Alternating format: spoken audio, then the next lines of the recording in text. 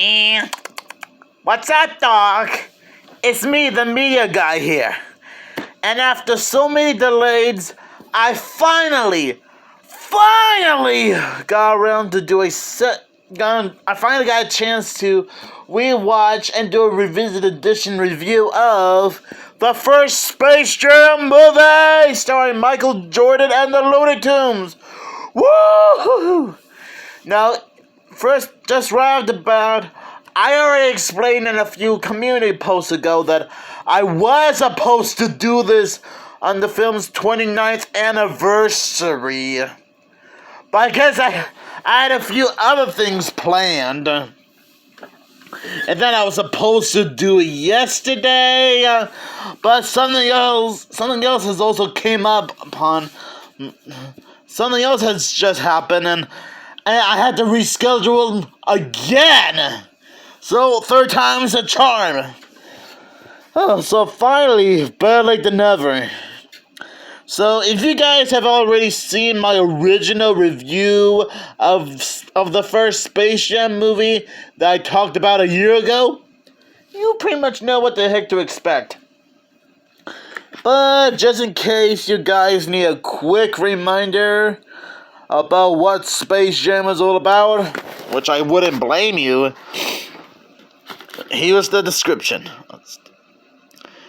Wild, wacky, jubilant, adult teen boys, girls will enjoy Space Jam.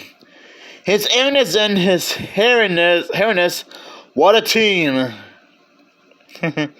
Michael Jordan slams. Bugs Bunny jams, and a cavalcade of Looney Tunes stars hoop it up in Space Jam.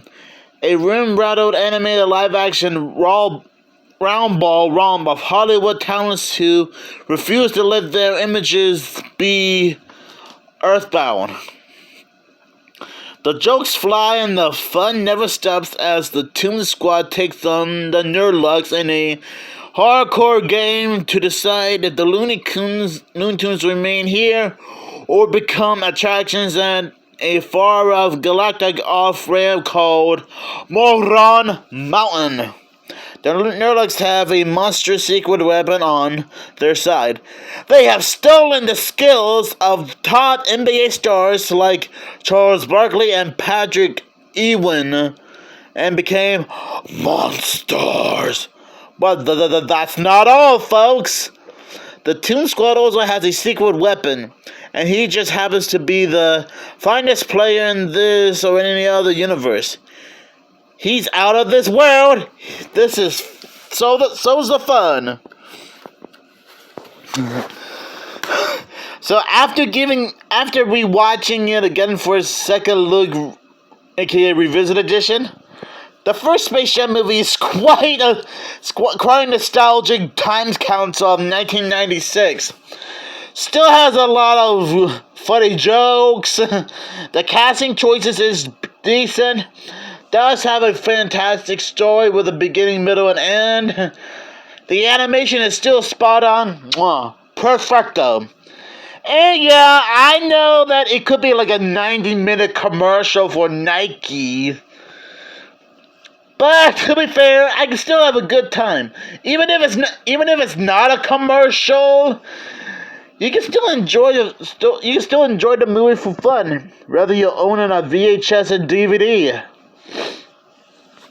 And yeah, while some may argue that it may not be perfect when it came out 29 years ago, I honestly thought that the first Space Jam movie is still funny. And again, there are some things to enjoy about this movie. Like how the Looney Tunes suck Michael Jordan down a golf hole and have him enter Looney Tunes world, which is somewhere beneath the ground. Probably the looniest place to live. Sort of like entering another dimension.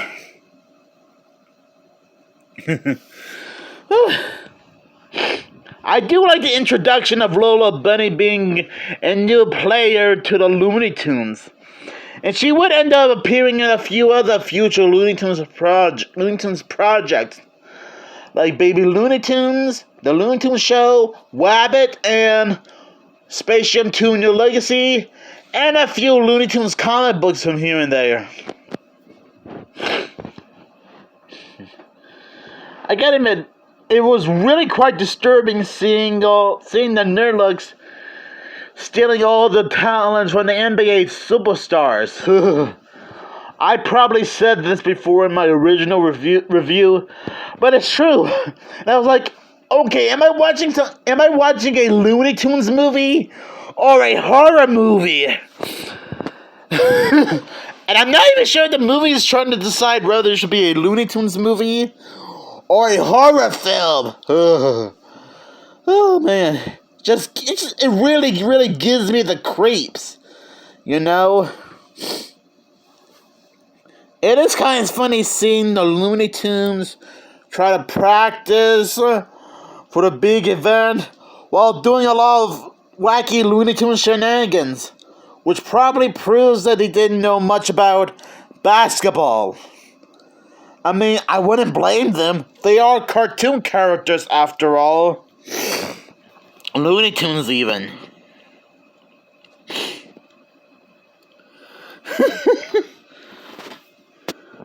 I'm actually glad they managed to get help from Michael Jordan, who just in case you don't know, he did retire from basketball and tried to do other sports like baseball and golf.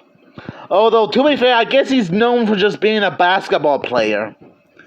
Now, to Michael Jordan's defense, it doesn't hurt to try a different sport once in a while. I mean, there's no law about that. But I guess he could stick to basketball since that's what he's known for.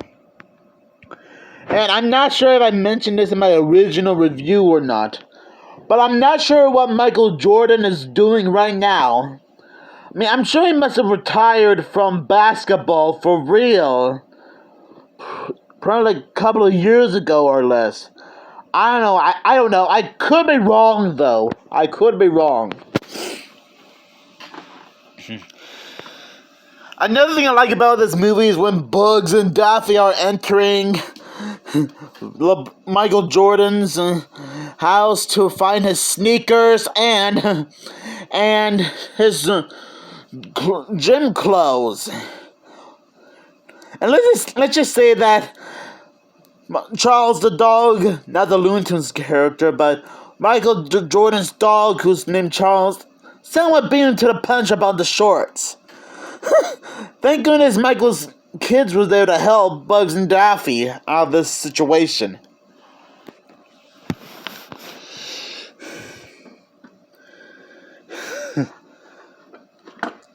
I think I mentioned this before in my original review, but this is probably the first movie to have Billy West be the voice of Bugs Bunny and a few other Looney Tunes characters. Now, to be fair, Billy West did do his best to voice Bugs Bunny, but no one can beat Mel Blanc as various Looney Tunes characters, or Joe Lasky or Eric Bauza. Just saying. And yeah, I know that sounds like a little nitpick, but I'm just saying. And this probably wouldn't be the first. This probably wouldn't be the last time. Sorry about that. What I was trying to say is, this probably won't be the last time Billy West would voice Bugs Bunny, because, again, I don't know if I said this before in my original review or not, but Billy West would come back to reprise his role as Bugs Bunny in Bah Humbug on Looney Tunes Christmas. And I'm not sure if Billy West gets asked about this whenever he's at a comic book convention or not. But if I ever do get a chance to meet Billy West at some point, I might be able to ask him what it was like to work on Space Jam and Bah Humbug on Looney Tunes Christmas. And I guess he might say he might either enjoy working on them, hated working on them, or probably split down the middle. In his own words. I think JB and Millie did interview Billy West a while ago. And I can't remember if JB and Millie asked Billy West about what it was like working on Space Jam and Bah Humbug on Looney Tunes Christmas, because, well, I do know that he voiced Shaggy in the first in Scooby-Doo's on Scooby-Doo on Zombie Island, and the voice of Muttley in the movie Scoob. Sorry for all the stuttering there. And I might leave a link to JB and Millie's interview with Billy West in the description down below if I get a chance to. And I gotta admit, during the basketball game event, the monsters really seemed to clobber the daylights out of the Looney Tunes. Luckily, the Looney Tunes were able to get their act together, find Michael's secret stuff, and try to win the game, only for the monsters to beat the looniness out of them again. Dang, talk about brutal. In fact, I don't even know which basketball villain team is better or worse. The monsters in this movie or the Goon Squad in Space Jam 2 New Legacy, a movie that I still defend, by the way. So let me know down in the comments below. So anyways, it is pretty cool to see Michael Jordan hang out with the Looney Tunes in this movie. And again, I know I said this before, and right now in my revisited edition of this review, as well as my original review of this, because I know that this might not be like a masterpiece, but for 1996 standards, this movie can still be a lot of fun, whether you're a fan of basketball or not. And while I still enjoy Space Jam 2 and New Legacy a lot, which is still my favorite Looney Tunes movie ever, I honestly think the first Space Jam movie starring Michael Jordan is a lot of fun.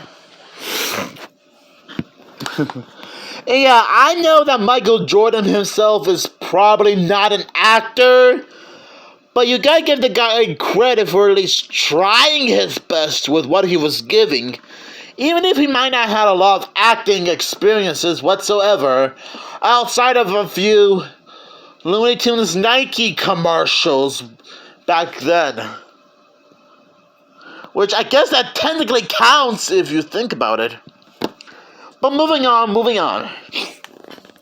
So, after giving it its second look treatment, I honestly think Space Jam is still a fun movie, whether you're a fan of basketball, Looney Tunes, or both. So anyways, I'll give this movie 5 basketballs out of 5, since this is still a fun film. So thank you guys for watching, and that's all, folks.